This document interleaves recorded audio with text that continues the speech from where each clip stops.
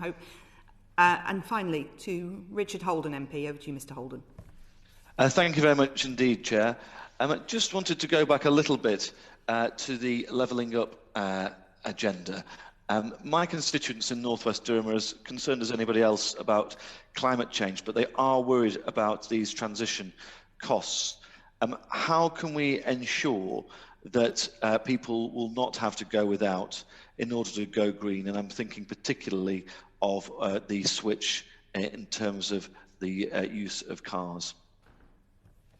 Who's that? Ms. Mumby. Ms. Mumby. Well, I fear I'm going to repeat myself, which is never very helpful. But because we think that they will be able to get cars that are zero emission, that are also cheaper both to buy and to run than the cars that they buy today. So we don't think that they will be required to bear a heavy economic cost of that transition. That's no, I quite understand that. And in terms of, I mean, a lot of my housing stock, for example, again, is much older. We live in a much colder part of the country than, say, the south of England. We've had snow on the ground, thick snow, for the last few months.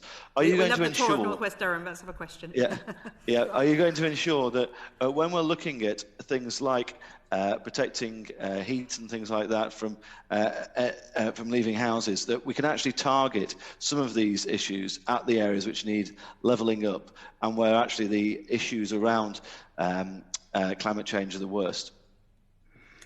I think it goes to what Julian talked about earlier, which is that in everything that we do with buildings, with the existing building stock, which is an important and challenging part of the picture, we're trying to target it at the people who need it most, be that because of the current heat performance of their homes or their ability to afford change privately. And that's why, if, for example, within the Green Homes grant work, there are different deals according to essentially how much money you have. And so does that reflect different parts of the country? Ms. Mumby, does that reflect different parts of the country and, say, average annual temperatures as well? We don't currently have a regional difference in the way that the scheme is run. Well, wouldn't it be sensible to insulate the places in the country which which require the most heating first in order to reduce our carbon emissions?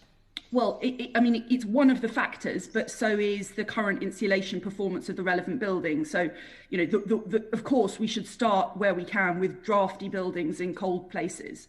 But it's not as simple as doing something, different in different regions. Sure, but surely the scheme could reflect that. Is that something you would take away and have a look at, please?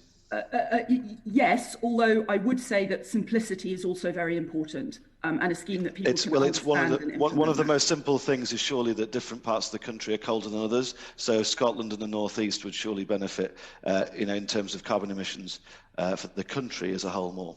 Every new dimension you add to a scheme adds complexity for the end user. So I'm happy to take away and look at it, but I just want to land that thought that good ideas may not always lead to a better scheme overall.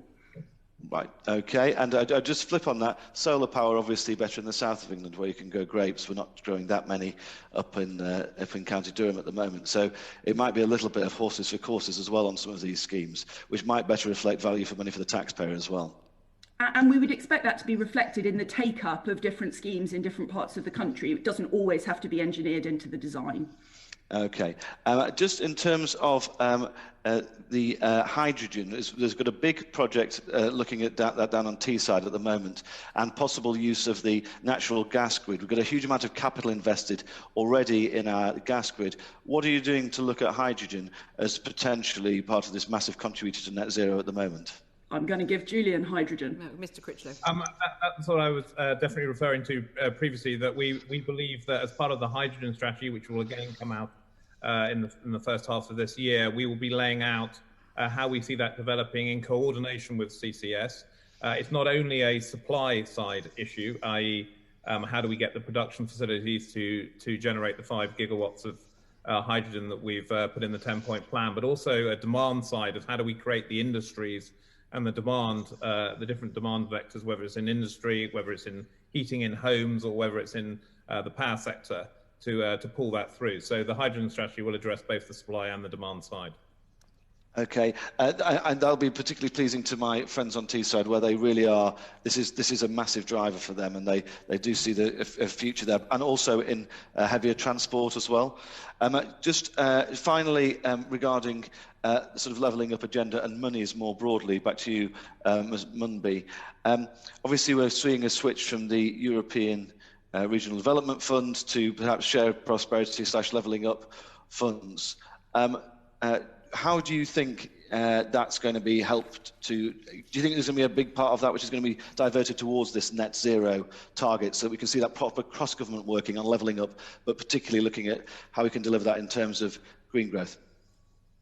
I think we will see that, but we will also see, as has already been committed as part of the 10-point plan, a lot of new and additional funding hitting specific schemes like carbon capture and hydrogen and so on. So we wouldn't seek to only rely on repurposing existing funds. Okay, and just finally from me, Chair, obviously one of the great things we've seen recently since our departure from the EU is that we've led the way on the vaccine programme. I'm just wondering if Brexit provides a similar opportunity for us to be first, fastest and go further in terms of the net zero agenda as well, Ms. Munby. We definitely want to go fast, further, and as it were, be world leading in this space. I think we were doing that already, and we will continue to do that. We were very pleased that the deal with the European Union really enabled us to carry on doing all of the good things that we want to do.